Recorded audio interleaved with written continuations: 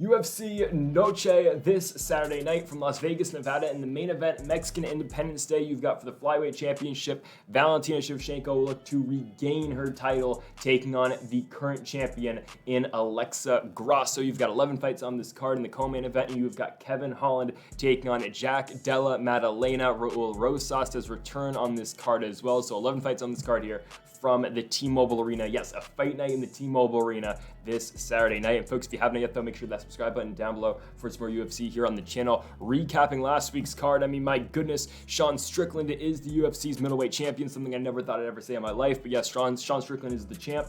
He beats Israel Adesanya. He looked really good doing so. Now, Izzy should not get the rematch. I think that goes without saying. Adesanya should not be next. It should be Sean Strickland versus Giagos Duplessis. I think that's the fight that makes sense for everyone involved. And I think Izzy, if he's sticking around at 85, should fight the winner of Chimaev and Costa for the next title fight. But yes, I think Giagos should give the next shot at Sean Strickland. But we went 9-3 on this card, did pretty well in it. The losses, I mean, we got the Pleasure Man, Anton Turkulaj lost, and then also, I mean, Jack Jenkins and Jefe Mariscal, again, it's the, it was going to be 1-1 going into that third round, I think, but Jenkins, on the whizzer, lands on his arm, breaks his arm.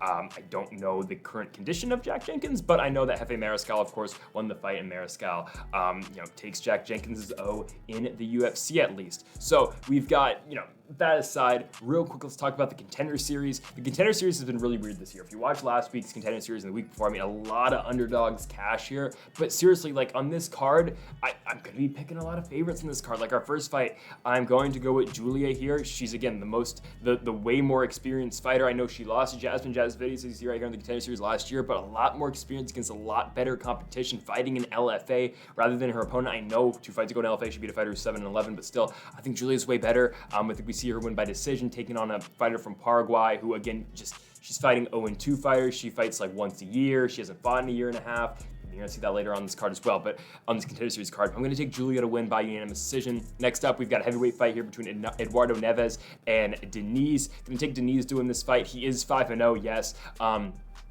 But I mean, again, wins and a lot of wins in a short amount of time. He's won back-to-back fights over the span of just a couple months. Like, the guy's been very active in the span of 1 year. I think he's going to go out there. I think he's going to pick the victory. I know Eduardo Neves is a guy who fought in the Contender Series last year. He lost to McParkin. I think Deniz is going to get him, and he's going to knock him out in the first round. Our next fight, again, we're going to be taking another Brazilian here. This is one of the more obvious ones in the card. However, again, you never know what the Contender Series is here. And the way the Contender Series has been working, by the way, if you win the fight, you get the contract. That's basically how it's working now. Like, Dana will sign everyone who wins in the show. When you look back to season 1, you had guys like Kevin Holland didn't even win the contract when he won his fight. It's just a lot different now. But in this fight, I'm going to take John Matsumoto in this fight. I think Matsumoto goes out there and submits Casey Tanner in this one. Again, Matsumoto's a guy fighting in LFA, Fight Pro. Tanner's a CFFC guy, but I think Matsumoto is going to win this fight. He's going to get it done by first round sub. Co-main event, AJ Cunningham versus Stephen Nguyen. I think the toughest one to pick is Stephen Nguyen's a guy, again, who fought in the Contender Series last year as well. He lost, that was to Alon Cruz, 4 years ago, not last year. Well, he did fight 2 years ago in the Contender Series. He won, but 4 years ago, he lost to Alon Cruz. He's 1-1 the Contender, his third shot. I'm going to take him to beat AJ Cunningham. I'm not sold on Cunningham, I'll be honest with you. I know he just won it on at Fury a couple months ago, but I'm not sold. I'm really not. I think Stephen Nguyen gets the win out of 4-7 May. I'm going to take him to win this fight in a back and forth decision. Actually, no, I'll take the knockout. It's a Contender Series fight. Second round TKO finish for Stephen Nguyen. But again, it's like the thing is, before you could always be like, all right, these fights are probably all going to have stoppages because they're contender fights. Now it's like you win the fight, you get the contract.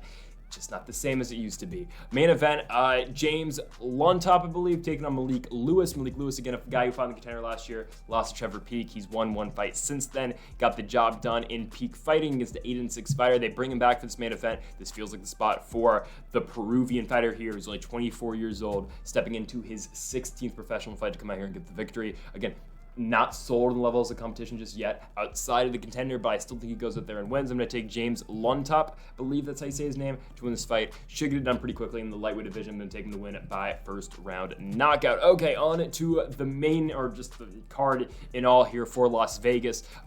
First up, we will have it's a fight that got shifted because originally this fight was supposed to be Yasmin Lucindo versus Elise Reed. Now, that has been completely scrambled. And now it will be Josephine Knutsson taking on Mann. So Knutsson's a fighter who actually didn't get the contract on the Contender Series this year, was one of the fighters who actually lost, or sorry, one of the contender but didn't get the contract. She ended up in a fight in the UFC anyways here at 115 pounds. She'll be taking on Mann in this fight. And honestly, Knutsson was a fighter who I kind of thought should have deserved the contract in the first place, but didn't get it actually. She's 6-0, undefeated, coming off that win in the Contender Series last year. She won it by this year. She won it by unanimous decision. Before that, she fought on road to the UFC as well in 2022. 6-0 professional record, but after that road to the UFC victory, a win over in UAE Warriors. Again, just a lot of victories coming at you for Josefin Knutsson, the Swedish fighter, 27 years old. Just all around a pretty solid game you see out of her. Again, you saw in her Contender Series fight a lot of control time on the ground. You saw her striking as well. Knutsson is solid. She gets Mann in this fight, who is 6-1, who did lose in the Contender Series last year. She got head kicked in the face against Bruna Brazil. Brazil finished her in the second round. Since then, she went to LFA, picked up a win by unanimous decision over a 7-6 Amber Brown. But Mann, of course, now has made her way into the UFC. Haven't been all that impressed in what Mann's been able to do in LFA, outside of the UFC, basically, because, again, the fighters she fights aren't that great. 1-1 fight before her Contender Series shot, 3-3 over in Fusion Fight League. Like, she hasn't been fighting the best fighters. For Mann in this fight, I mean, she'll probably try to grapple. I think that's probably her best pathway to victory. But again, Knutsson is good on the ground too. Knutsson's a fighter who we've seen also in kickboxing as well. So obviously, I think that's where you're going to see Mann try to switch it up. You're going to see Mann try to take this fight down, of course, because you've seen Knutsson, a former K1 kickboxer, had her fair share of fights over there in Japan. So again, I think on the feet, it definitely does favor Knutsson. Even on the ground, I do like Knutsson as well. I think Knutsson's all around the better fighter in this one. But I think, again, if Mann is going to have any sort of advantage, it will definitely be in terms of that grappling game, because again, Knutsson's striking is good. But again, you saw in the contender, Knutsson was able to strike. She was able to grapple pretty well, grapple effectively. I think this fight is pretty well set up for Knutsson to go out there and win. And I think that's what we're going to be taking here. To kick off the card, again, this was scrambled. This was originally, again, Lucindo versus Elise Reed, then Lucindo to Knutsson against Knutsson, now Knutsson versus Mann. I think Knutsson picks up the win in the first one on this card. I think she gets it done by unanimous decision. I think the kickboxing is going to be too much. I don't think Mann's going to be able to really offer much. So give me Josefin Knutsson to win this fight by unanimous decision. Okay, on to our next fight here. Fight that was just announced like last night. Charlie Campbell versus Alex Reyes. Alex Reyes has not fought in the UFC in 6 years. Now you might be asking, what has he been doing since? Has he fought somewhere else? Like, what has Alex Reyes been up to? Well, he just hasn't been fighting. He has not fought. The guy seriously has not fought in 6 years. 6 years he has not fought, and that was in the UFC. His last fight was against bare knuckle fighter Mike Perry, and alternate to Dylan Danis versus Logan Paul. Yeah, that's Mike Perry. So Alex Reyes is back. This is a guy, again, who fought Mike Perry. This is on a fight night card in Pittsburgh, Pennsylvania. The main event, Luke Rockhold versus former World Series of Fighting champion in David Branch. And Mike Perry knocks out the executioner in Alex Reyes in 1 minute and 19 seconds. And he hasn't fought since. That's a problem. He's been booked against Nasrat Haqparast, fight didn't happen. He was booked against Trevor Peek, fight didn't happen. He was booked against Natan Levy on this card. Levy just pulled out. So here comes Charlie Campbell on short notice. And now Charlie Campbell's immediately inserted himself in a position where he is a huge favorite in a UFC fight. Again, Charlie Campbell is not the greatest UFC fighter. He's just, even just as a prospect, he's not the greatest. He's 7-2. He's a Sarah Longo guy. But this is a guy who fought in the Contender Series last year, got knocked down in the first round by Chris Duncan, won one fight after that, beat a 9-5 fighter on CFFC 3 months ago, and now he finds himself in a UFC spot in a fight where he is a pretty sizable favorite. I understand why, because Charlie Campbell is a guy who fought in Bellator before, picked up 2 wins over there in that promotion. Again, came to the Contender Series, lost, but has been really active and dominant in CFFC so far, picking up quick knockouts, and that's where a lot of people are going to take Charlie Campbell in this fight. I think the favorable pick and the pick that a lot of people are going to, again, is Charlie Campbell by first round knockout. It makes sense, again, because what we've seen out of Alex Reyes has been him getting knocked down the first round by Mike Perry. We have not seen him in the UFC since. It makes sense that that's the pick, that Charlie Campbell should win by first round knockout. I understand it. And honestly, that's probably what I'm going to take too. But at these odds, don't play it really. I know the odds haven't been officially released yet. I'm assuming anywhere from minus 300-ish for Charlie Campbell, I think. So I don't think they're playable odds at all. honestly, like, I wouldn't mind Alex Reyes as like if you get Alex Reyes with plus 300, I honestly wouldn't mind it because you just don't know what's going to happen in this fight. I know Alex Reyes is now 37 years old, basically. He last fought in the UFC when the guy was 31, so it's been a very long time for him. But again, you look at a guy like Charlie Campbell. Campbell has not been all that impressive. He just won one fight outside of contender after he lost to Chris Duncan. Duncan's a guy, again, who's made his way into the UFC. He's 2-0 wins over Omar Morales and, Ashmoz. So, again, Duncan has fought guys in the UFC as well, but it's just like, man, I don't know what we're going to get out of Charlie Campbell. I don't know. I think he's going to win, and I'm going to take him to win by first round knockout. However, again, what is there for Alex Reyes? I don't know. It's just a big mystery. This entire fight could be Charlie Campbell to win it by a first round knockout. Am I confident? Hell to the no. Okay, on to our next one. We have got Tracy Cortez taking on Jasudavicius. I'm surprised, and honestly, I'm surprised this fight's so low on the card. I think this should be higher. Tracy Cortez is undefeated in the UFC. I think that gets overlooked a lot. She's 4-0 in the promotion, and you take on another fighter here in Jasudavicius who is ranked. She is 3-1. Her only loss is to Natalia Silva. Natalia Silva is quickly rising the ranks in the UFC's flyweight division. She is 4-0. She's in the top 10. Natalia Silva is a fighter. Again, we talk about this youth movement at 125 pounds. I will talk about it later after we talk about Shevchenko versus Grasso, but I feel like I talk about it every single time these fights happen at the 125-pound weight division. It's just because you get these Blanchfield, Santos still, but Blanchfield, Fierro. There's so many Natalia Silva. There's so many fighters coming up this weight class. There's a lot of names at 125. 125 is a loaded division. It's going to be a loaded division for a very long time. And for the longest time, it just felt like a division, like a meaningless division because of the dominance that Valentina Shevchenko had over it. Now it's just completely different because, again, you've got Grasso's the champion. You've got all these contenders. It just feels like and I feel like a lot of the championships are like that, honestly, right now. There's no, other than 45 and 55, I feel like every division is wide open right now. And 55, you can make the case, is kind of open as well. I think 45 is really the only division in the UFC that kind of is just, Volkanovski's got it, right? And the reason I don't have John Jones in that list is because I think John Jones is probably going to retire after he beats Stipe Miocic. And then once that happens, well, then you've got Pavlovich, Gane, and, and Ospinall, and maybe Volkov fighting for that belt, right? So I think a lot of these championships, we're in this era in the UFC, I think, where a lot of these championships are just going to be switching hands a lot, and you're just going to get a lot of champions.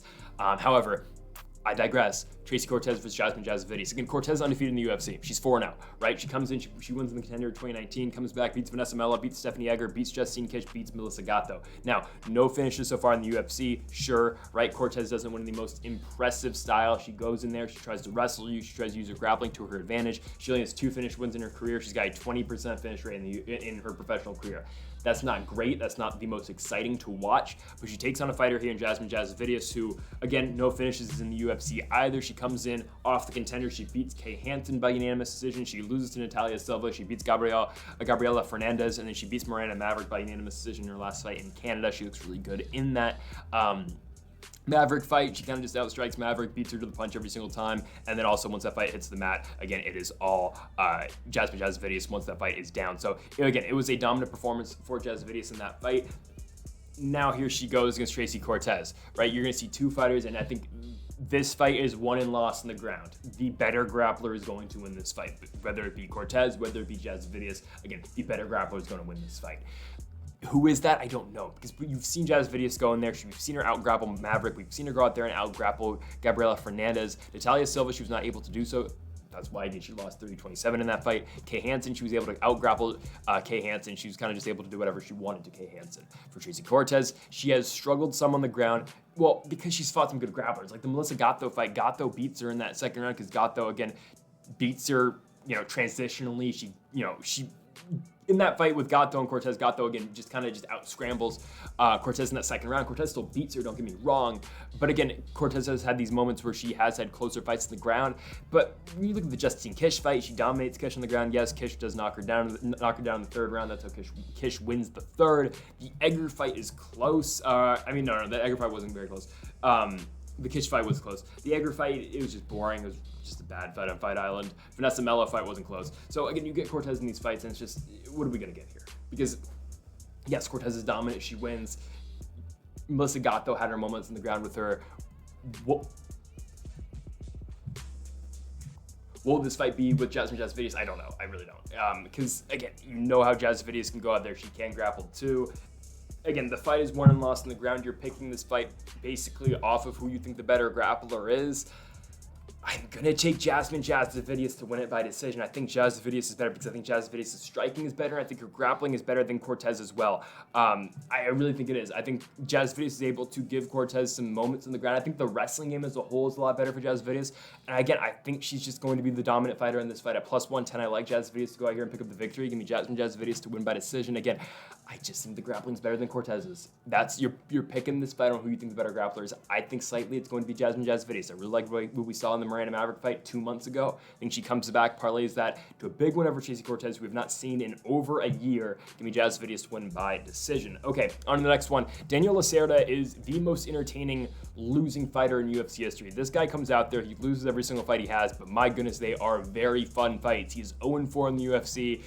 There's a chance he's likely on his way to being 0-5 in the UFC, but he's a flyweight, and this is why the flyweight division is so exciting, because it's guys like Daniel Lacerda. Lacerda gets into firefights every single time he is out there. The first fight, the Jeff Maddalena fight, back and forth war. Maddalena knocks him out in the second round. The Francisco Figueiredo fight, Figueiredo just rolled for a knee and got him.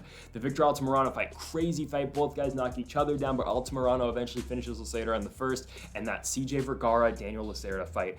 Daniel Lacerda has got CJ Vergara on the ropes that entire fight, but eventually in that second round, Vergara comes back and he beats Lacerda. I mean, in that first round, Lacerda is that close in San Antonio to beating CJ Vergara. It's that meme that's emerged from the fight where Vergara is running from Lacerda, because that's how close Lacerda was to knocking out and finishing CJ Vergara in that fight. Will Lacerda finally pick up his first win in the UFC in this fight? I don't know, because Edgar Chairez is a guy who's 0-1 in the UFC, but the fight again is against Tatsuro Taira, and I think a lot of people are taking Chairez basically just because of how bad Lacerda has been, because you see the 0-4. However, I'll make the case Lacerda's actually got a pretty good chance to win this fight. I think Lacerda's striking is better than Chairez in this fight. I think it is actually, I know Lacerda is very susceptible of being hit. He gets hit all the time. He does. But Chairez has not been that impressive. He comes in, he gets booked in a fight with Tatsuro Taira. He's a plus 600 underdog. He loses, obviously, right? Chairez, though, does knock down Tatsuro Taira in the first round, and that's how likely he wins that first round. I know he gets basically killed the rest of the round, but he does knock down Tatsuro Taira in the first round. That's where, if you are picking Daniel Lacerda, which, again, not many people are, I'm considering taking Daniel Lacerda in this fight, that doesn't really help you, because it's, okay, Chairez is able to knock down Tatsuro Taira. However, again, we've seen Lacerda knock down multiple times. We've seen him get back up. We've seen him be able to dish it. He's just got to get on the winning end of one of these fights. Now, Lacerda is always going to be a fun fighter. I think if he does lose this fight, obviously, will the UFC still be in his future? No, he will probably be done from the UFC if he does not win this fight. Which is unfortunate. But again, this guy's going to get picked up somewhere, and he's going to be a big draw. Well, not a big draw, but he's going to be a guy on the undercard for Bellator or PFL that is going to go out there and he's going to give you crazy fights. Now, again, the UFC is giving him a guy that he is supposed to at least have a chance in. I know, like some of Lacerda's other fights, they've been tougher fights.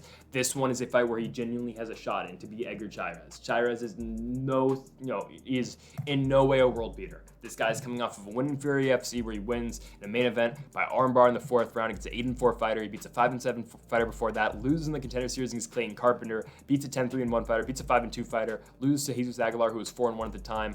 Again, Chairez has not been the most impressive. He's lost 3 decisions in his past. He's lost 2 by submission. Lacerda does have a ground game. Doesn't really go to it often because, again, most of his fights are firefights in the feet.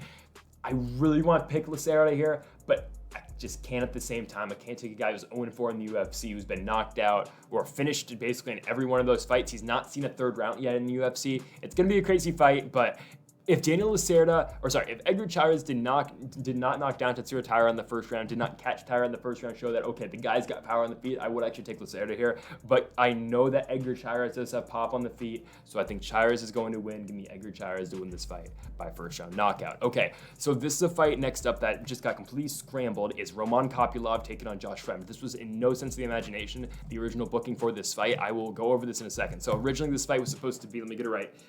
This was originally supposed to be Anthony Fluffy Hernandez versus Chris Curtis. Okay, Curtis withdraws. So Hernandez gets Kopylov as Curtis's replacement. I believe Curtis's injury is actually coming from that video that you see with Ian Gary on Twitter, that video that emerged on Twitter where Curtis pops his rib out, and then Ian Gary's like, dude, like, you gotta stop. And that was actually really good on Ian Machado Gary. If you don't like Gary for his antics, sure, but I don't think there's any denying how good of a fighter it is. Fighter the guy is. I think he's, I think most of these guys are good guys. I think it's just, again, Colby Covington effect, right? Anyways, so basically, it goes from Curtis versus Hernandez to Hernandez versus Kopylov. Hernandez withdraws, so now we end on Kopylov versus Fremd. It's like, again, you could have fighting Chris Curtis versus Anthony Hernandez that originally supposed to be the co-main event of this card, and you get this. Like, again, like, it's not a bad fight, but it's Roman Kopylov versus Josh Fremd. Kopylov, the boxing's really good. You've seen what he's been able to do recently. His knockout win over Claudio Ribeiro is really good. Like, it's the undercard fight in Utah. That was only, 2 months ago? So Kopylov is back immediately. That's showing. Like, that's a really good knockout finish for him. And, Josh Fremd's a guy who was, I thought was going to lose to Cedric Dumas in his fight. I believe, what was that, Jacksonville? Was that in Jacksonville? Where was that fight? That was in Vegas. But yeah, I thought he was gonna lose to Dumas. He does, and he submits him in the second round. And if he lost to Dumas, he definitely would have been on his way to the UFC. But he came back. He beat Jamie Pickett after that by unanimous decision. It was a fight where Fremd did miss weight, but that was only a month ago on Luque versus Dos Anjos. So you got two guys who are active in Kopylov versus Fremd. They're right back in there. Again, Fremd starts his UFC career, and Fremd was a guy who got his contract on Dana White looking for a fight in FAC. Then he parlays that into a lost Anthony Hernandez on short notice. Then he gets subbed by Trayshawn Gordon in his next fight, and then here he is, back-to-back wins over Dumas and Jamie Pickett. My question is, can Josh Fremd stay on the feet with Roman Kopylov? I don't think so. Fremd just doesn't have the striking game to really compete with Kopylov. Kopylov's been really good recently. 3 fights, 3 knockout wins for Roman Kopylov, and this is a guy, again, who started, like Josh Fremd, 0-2 in the UFC, comes in, loses to Carl Roberson by submission in the 3rd round. He was a guy coming off of Fight Nights Global. He loses to Roberson, loses to Albert Duraev. He's 0-2 in the UFC. They book him against Alessio Di Chirico, knocks out Di Chirico, knocks out Punahele Soriano, then knocks out Claudio Ribeiro after that by head kick in the 2nd round. Again, it's a crazy knockout finish. If it was not for the head kick knockout that Justin Gaethje hit on Dustin Poirier, it would have been the best head kick knockout on the card. Probably the best knockout, honestly, on the card. Well, Derek Lewis actually has knockout as well. That was a crazy card in Salt Lake City. Anyways, again, Kopylov had that huge knockout finish on the undercard. I was kind of watching that live at the time. That's when CM Punk was still in AEW, and I was watching that, and Collision and UFC at the same time. That's besides the point. Anyways, I miss CM Punk. Anyways, Kopylov, don't get me wrong, AEW is still great. Kopylov and Josh Fremd, right? Kopylov's got a striking game. Josh Fremd's going to have to bring this fight down, but Kopylov doesn't really get taken down. 90% takedown defense rate so far in the UFC. Guys are going to try. Albert Duraev went 1 for 9 in his takedowns against Roman Kopylov. Punahele Soriano went 0 for 3. Claudio Ribeiro went 0 for 1. Alessio Di Chirico went 0 for 4. Kopylov is a very tough guy to take down. Roman Kopylov's a very tough guy to take down. So if Fremd can take him down, which I don't anticipate him doing so, what is he going to do to Roman Kopylov? Roman Kopylov's going to keep the fight on the feet, and he's going to knock Josh Fremd out. He does not get first-round knockouts, but once he sets in, the Russian fighter here, Roman Kopylov, is really good with his boxing. He's going to hit his 1s and 2s, and he's going to knock out Josh Fremd in the 2nd round. Again, Fremd does not have the striking game to compete with him, and Roman Kopylov has got a really good defensive wrestling base. There are styles to beat Roman Kopylov. They're good boxers who don't really wrestle much, but Josh Fremd's not the style of fighter who can beat Roman Kopylov. Kopylov's going to win by 2nd-round knockout. Okay, on to the next. This fight it feels like a one-sided affair. Lupi Godinez taking on Elise Reed. Reed has been rebooked for this fight, originally again against Yasmin Lucindo. They are both rebooked. Elise Reed will now run into this fight against Lupi Godinez. She is one of the biggest underdogs on the card. It makes sense. I believe Fremd's a pretty big underdog, but I believe Reed is going to be an even bigger underdog in this fight. Godinez 5-3 in the UFC, back-to-back wins over the likes of Cynthia Calvillo and Emily Ducote. She was originally supposed to get Sam Hughes, which was just a mismatch. In this fight, I feel like it's a little bit of a mismatch too, but at least Reed's a little bit capable and competent in the UFC. That's not discrediting Sam Hughes. I just think Reed's better than Hughes. Reed comes into the promotion. She loses to Sijara Eubanks, which was horrible her first fight. CFFC champion comes in and gets beat by Sijara Eubanks. Then she beats Corey McKenna by split decision, a fight that I don't really know if she won. She loses to Sam Hughes after that. So actually, maybe Reed's not as good as Sam Hughes. I don't know. Sam Hughes is just in the UFC as well, right? Reed beats Melissa Martinez, who was undefeated at the time, loses to Loma Lupulmi by submission in the 2nd round over in Australia, and then beats Jin Yu Fry in her next fight by unanimous decision. I was surprised they kept Jin Yu Fry, honestly, in the UFC. Jin Yu Fry is going to run into Victoria Dudikova in her next fight in Saudi Arabia. UFC does not run Saudi Arabia. In Abu Dhabi, that fight is not going to be good for Jin Yu Fry. Godinez and Elise Reed, yeah, okay, I'll just tell you the pick right now. The pick is Loopy Godinez to win this fight. Godinez likely gets it done by decision.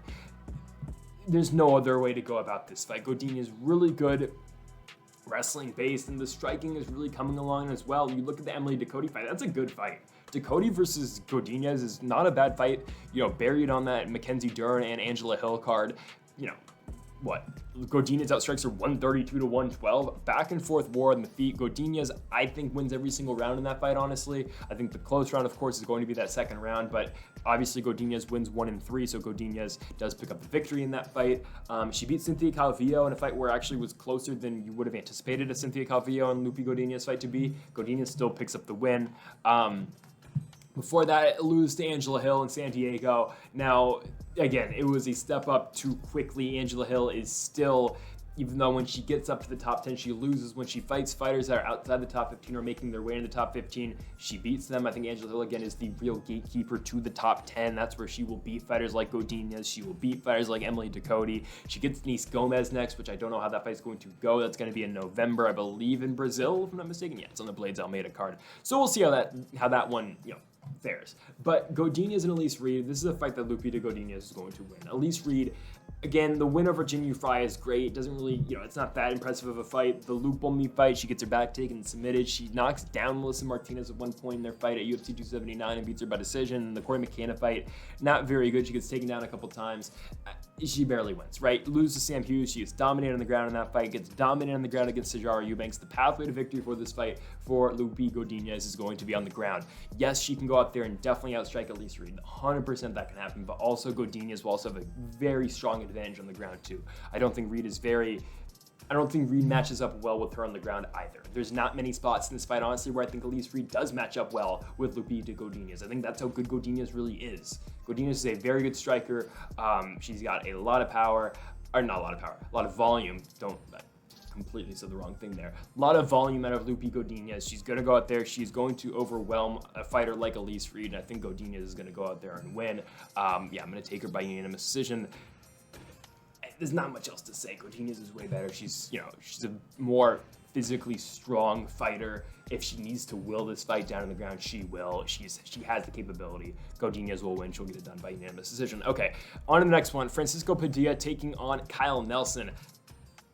Don't got much to say about this fight. I really don't. It's one of these fights that's just like, It's the main card opener, I do believe. Padilla should win. Kyle Nelson, I've never been sold on, I'll be honest with you. The guy's 2-4-1 in the UFC. He beat Blake Bilder in his last fight. I didn't think that was going to happen. I think Bilder was a pretty sizable favorite in that fight.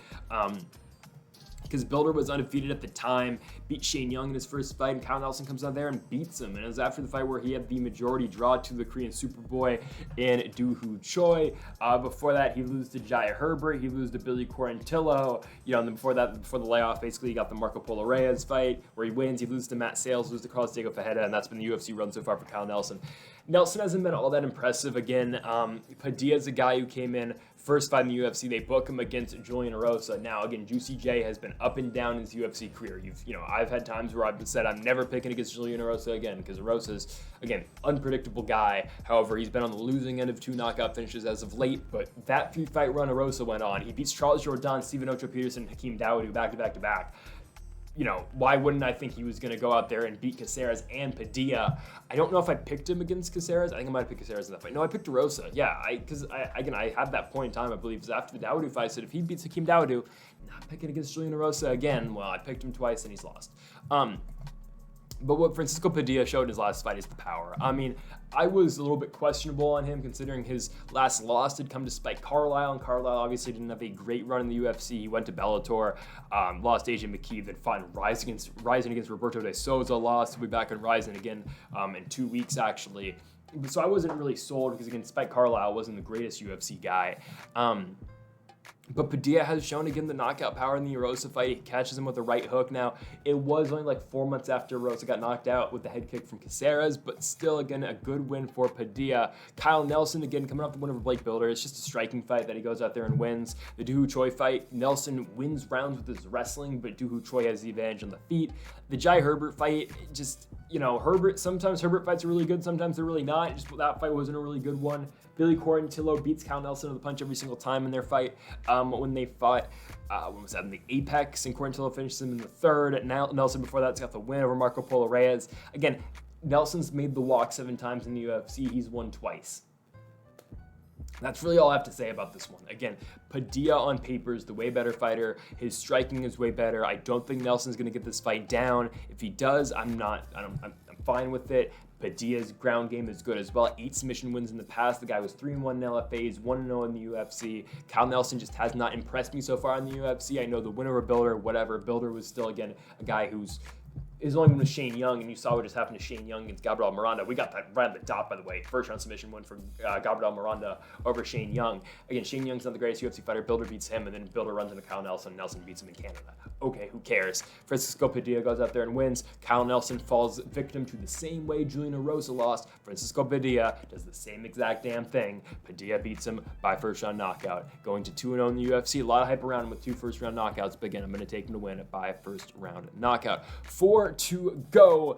Next up, we have got Daniel Zellhuber taking on Christos Giagos. Surprised at the odds of this one. Not that Zellhuber's the favorite. I'm not surprised at that. I think Zellhuber should be the favorite. But minus 250, I think, is stretching it a little bit. Don't forget the egg that Daniel Zellhuber laid in his fight against Trey Ogden, his first fight in the UFC. That was only 2 fights ago. He looked really bad in that fight. He didn't do anything against Trey Ogden. He gets outstruck by a grappler in Trey Ogden in that fight. For Christos Giagos, he's coming off a knockout win over Ricky Glenn in his last fight. Pavlovich Blades, he knocks him out in the first round in 95 seconds, right? And Giagos, they gave Giagos 2 really tough back-to-back fights. They gave him Arman Tsarukyan and Thiago Moises. 2 incredibly tough fights that, again, Giagos goes from fighting guys like Carlton Minus and Sean Soriano to Tsarukyan and Moises, 2 headlining fighters. It didn't make any sense at all. The Ricky Glenn fight was, again, Giagos showing that, yes, he is still a very capable UFC fighter. He still does have a lot of power, and he can go out there and win fights like that. Zellhuber is a younger fighter, younger Mexican fighter, 24 years old, one of the younger guys, one of the prospects that the UFC is going to try to get out there, and the winner of Orlando Venata is good. He beats Venata by unanimous decision. Goes out there and beats Venata to the punch every single time in Kansas City, Missouri on that Holloway and Arnold Allen card. You can make the case maybe Venata wins that second round, but Zellhuber goes out there and dominates him for the most part. First round knockdown from Zellhuber is really good in that fight. Daniel Zellhuber is an all-around pretty good talent, but again, the Trey Ogden fight is not great. The Ogden fight's bad. It's on the Santay Song Yedong card, and he basically loses every single round. I think you can make the case that Zellhuber might take the second, but that's still there. That Zellhuber was getting outstruck by a grappler in Trey Ogden. That's not what you want to see. It's just not. It's not what you want to see. Christos Giagos, if Zellhuber has a bad night like that, Christos Giagos will go out there and beat him. If Zellhuber did not have the fight against One Lano Venata, I think that these odds would be a lot different. I think Giagos might be a favorite in this fight. Because again, Giagos is coming off that big knockout win over Ricky Glenn. I know Ricky Glenn is not the greatest fighter in his own right, but again, Giagos still has power. Giagos can still get it done on the feet. I think, he gets discredited because of his 2 losses to Moises and Arman Tsarukyan, which is fine, but the thing is, again, Christos Giagos is never a top 15 guy. He's never been that. But he's always been one of these guys like in the top 20 that will beat these guys who are not, he will beat these entry-level UFC fighters. And yes, Zellhuber is not an entry-level UFC fighter at all. The guy's 1-1. Again, he had a bad UFC debut, but since then, again, the 1 win over Atlanta Venata does look good. He beat Venata to the punch every single time, knocked him down in the first round. That's good. But again, Giagos is going to bring it to him as well. I think it's a lot tougher and a lot closer fight than the odds do indicate. Similar to what I said about Jamie Mullarkey and John McDessie last week. I didn't bring myself to take McDessie. I thought he was too big of an underdog, and I thought too many things needed to go McDessie's way to win that fight for him to actually pick up the victory. And I thought it was going to be really close, and I think, that's obviously what happened. It was a really close fight. Mullarkey won. Some people thought McDessie won the fight, but Mullarkey barely got the win. Again, this feels like one of those fights again, where I'm tempted to take the big underdog in Christos Giagos, but I think it's just where I think I wouldn't play it because I think the odds aren't there. Or I wouldn't play it for Zellhuber, obviously, because the odds aren't there. But I really think Giagos has a chance in this fight. Because again, I think Giagos' striking game can come out there and surprise some people.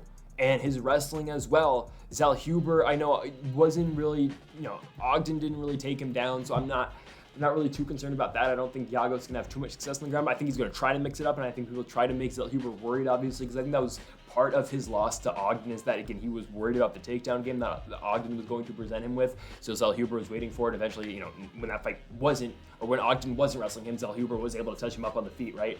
Or other way around, sorry. Ogden was able to touch him up when Zellhuber was, again, worrying for the ground game of Trey Ogden, right? So I don't know what you get here, honestly. I think Zellhuber wins. I'm going to take Zellhuber.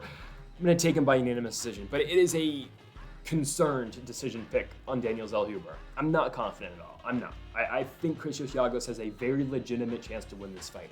I think he's got the power to put away Zellhuber, and I think he's got the all-around 15-minute game to beat Daniel Zellhuber as well. I'm still not sold on Zellhuber. I don't think beating an old Lando Venata, okay, he's only 31, but Venata's been around, right?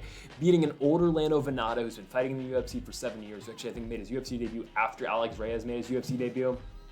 Anyways, but I don't really think that proves much. However, I'm still taking Zellhuber to win. It's a fight that I'm not confident at all in, but I can't confidently pick the plus 205 underdog, so I'm going to take Daniel Zellhuber to get it done by unanimous decision. However, I think Giagos is going to win a round in this fight, and I think he will make it competitive, and I think you might get to the scorecards and not be completely sure on who's going to win the fight. However, I'm taking Daniel Zellhuber to get it done.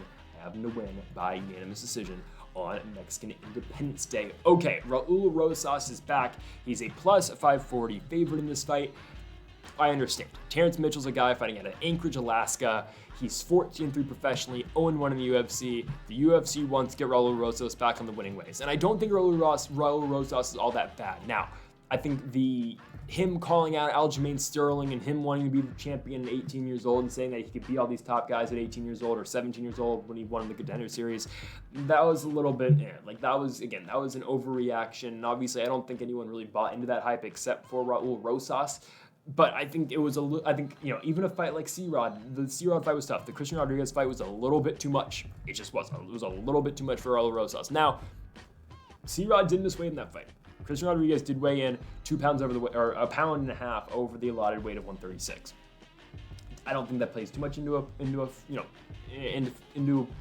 the part in that fight. I can't speak English right now, but I think it is somewhat relevant. Now, I think we're going to see really how good Christian Rodriguez is when he takes on Cameron Simon next. That's a really good fight because Simon's 9-0 and Rodriguez is 9-1. That's going to be a really good fight in the Apex and a main event fight card main evented by Sodiq Yusuff and Edson Barbosa of all people, which is not a bad fight. I'm just really, that's main eventing. We have so many big fights coming up, and okay, it's fine. Bobby Green and Grant Dawson are main eventing a card in the Apex. I mean, okay, I'm a big Bobby Green fan. I'm excited that Bobby Green gets a main event after beating Tony Ferguson, but it's really? Can't give Bobby Green fun fights. He's going to have to go out there and fight Grant Dawson. Come on, Grant Dawson's probably going to beat him. It's probably going to be a lighter version of Mahashev Green, but Grant Dawson's going to take 4 rounds to beat him on the ground. I hope Bobby Green somehow knocks him out. I don't think it's going to happen. However, so I think we're going to see how good Christian Rodriguez really is when he fights Cameron Simon. Again, that will happen in a couple months, or no, a month exactly, I think in 4 cards. But Rosas, lost to Rodriguez. That's fine. Again, Christian Rodriguez is a good fighter. Rosas just couldn't really do anything in that fight. Christian Rodriguez took him down and held him down, right? After that first round, Christian Rodriguez would, the first round, obviously, Raul Rosas takes him down and gets him there, right? Rosas did not throw a strike in the first round, but he was the more active, well, not more active, but he was the fighter holding top control, so he wins the first. Okay, second and third rounds, though, Christian Rodriguez doesn't let Raul Rosas off. It's all C-Rod in those second and third rounds. Raul Rosas had, he had 2 significant strikes the entire three rounds. It was 2 that came in the third round. After 10 minutes, Raul Rosas had 0 significant strikes. That's concerning. I think there are problems behind Raul Rosas' striking game. I don't think it's all that great. But in fights where he is the better grappler, he should have the big advantage.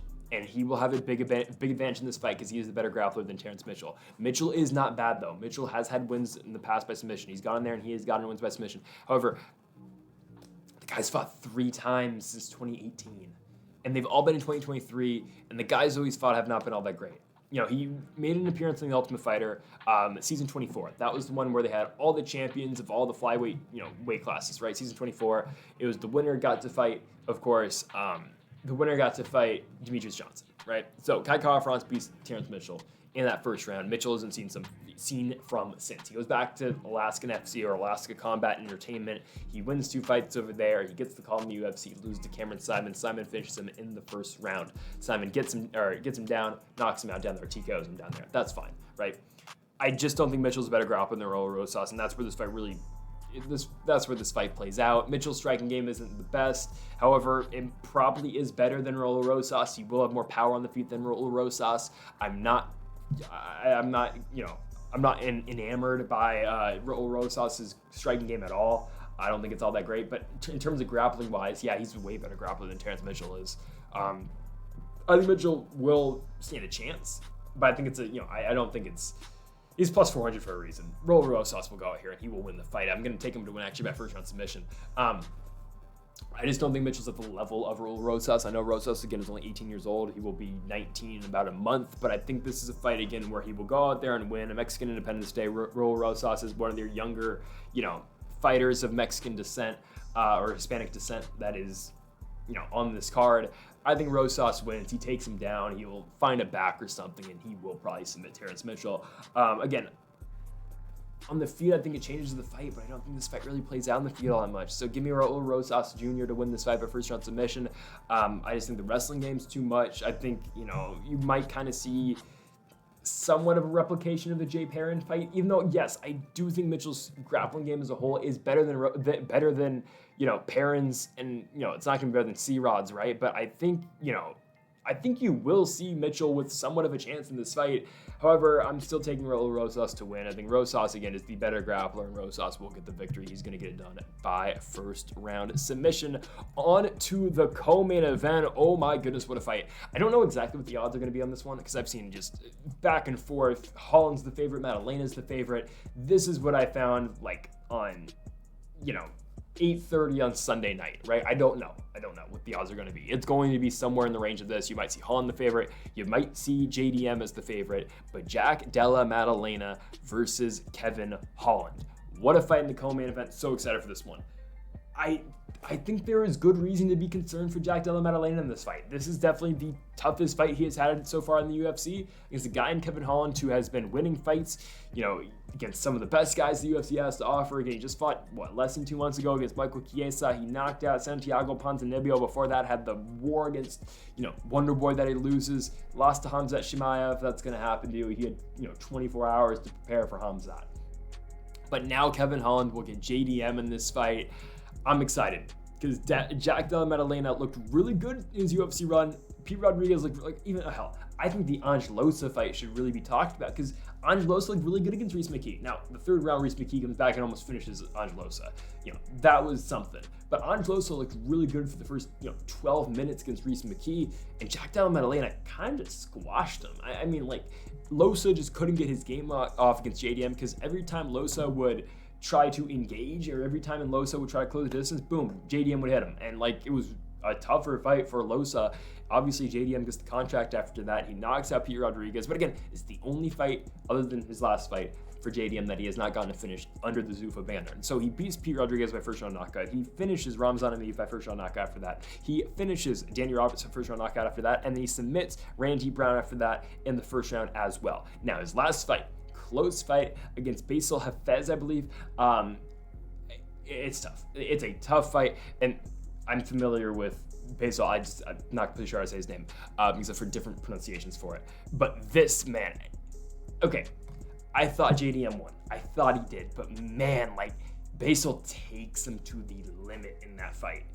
The first round, JDM loses. The second round's the close one. The third round's obviously all JDM, right? So the first round he gave to Basil. The third round he gave to JDM. The second round's the close round because, Hafez gets him down. Hafez has him down for a little bit in that round. Again, Maddalena's winning the striking exchanges, but again, it's the 2.5 minutes of control time, which makes it really tough, and that's why I understand the scorecards against JDM in this fight. However, I still scored it for Della Maddalena because of damage, but still, it is a very close fight between Jack Della Maddalena and Basil Hafez. So now you parlay that, and I understand maybe why that was not the best JDM going into that fight, because JDM, okay, the week before, UFC 290 was supposed to take on Sean Brady. Fight didn't happen, it got canceled. Sean Brady had an infection, Then he was supposed to fight Josiah Harrell. Now, fight got canceled. Luckily, the fight got canceled. Josiah Harrell had some sort of disease or something. I'm just glad. I'm pretty sure the UFC found out what was wrong with Josiah Harrell. I think he's going to be okay. Now, that's like a bigger than fighting issue, obviously, right? So Della Maddalena still wanted to fight. They couldn't fight him a fight for International Fight Week, so they book him on the Apex card the week after. That's main evented by Holly Holm and Mayra Bueno Silva. Comes out there, gets a short notice fighter. He wins by split decision. Still, though, that's not great when you have to take on Kevin Holland. And I know, again, where Jack Della Maddalena lost was in the grappling exchanges. However, who's been a really good grappler recently? Kevin Holland. Holland just submitted Michael Chiesa.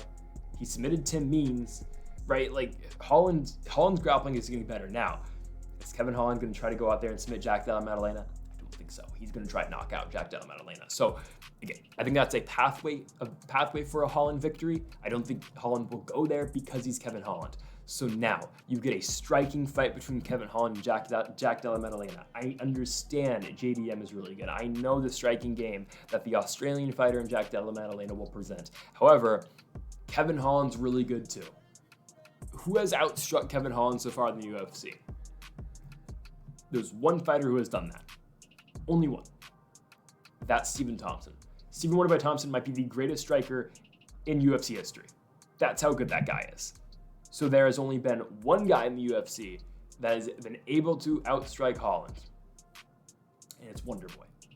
Is Jack Della Maddalena going to be the second? I don't know, because Holland's that good, and Holland is going to be the way bigger fighter in this fight. Holland is big for 170. He's 6'3", Della Maddalena's 5'11". There's going to be an 8-inch reach advantage for Kevin Holland. That's going to be huge.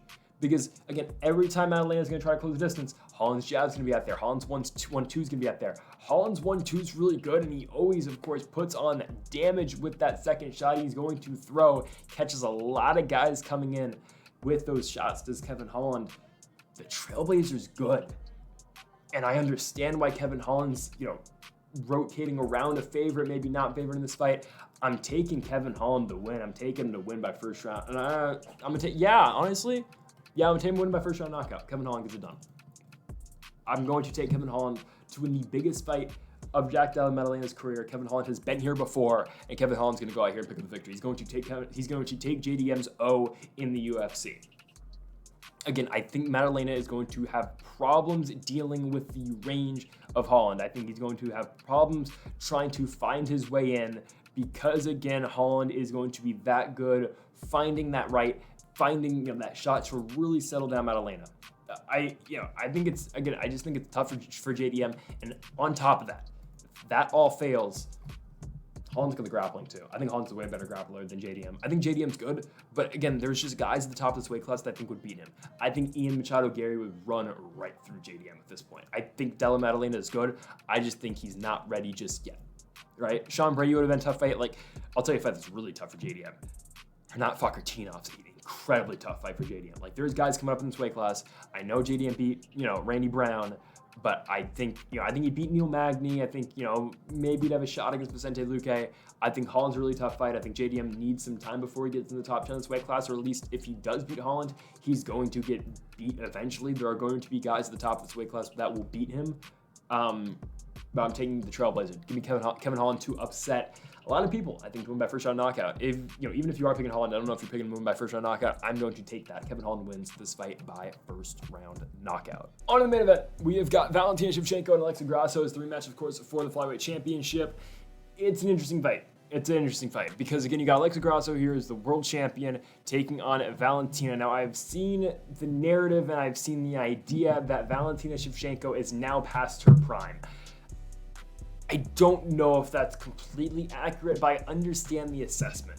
Because, again, Valentina has had closer fights as of late. She's had closer fights. She's not the dominant champion she once was. However, I just think the weight class is better. I just think it is. I think there's way tougher fighters. She's no longer fighting the Jessica Eyes of the world. She's no longer fighting the Jennifer Maias, Jennifer Maia is still in the weight class, but she's fighting tougher fighters. Like Tyler Santos, Alexa Grasso, Aaron Blanchfield. These are tougher fighters. I know she has not fought Blanchfield yet, but she is fighting way tougher fighters. Now, I think, if Valentina, if she loses this fight, does Valentina stick around? I don't know. I don't know if Valentina sticks around if she loses this fight. Maybe a pathway back up to 135, I think, probably seems right because, there's no champion at that weight class right now. The champion is either going to be Raquel Pennington or Juliana Pena. But again, Valentina runs into Alexa Grasso her last fight. She was up 3-1.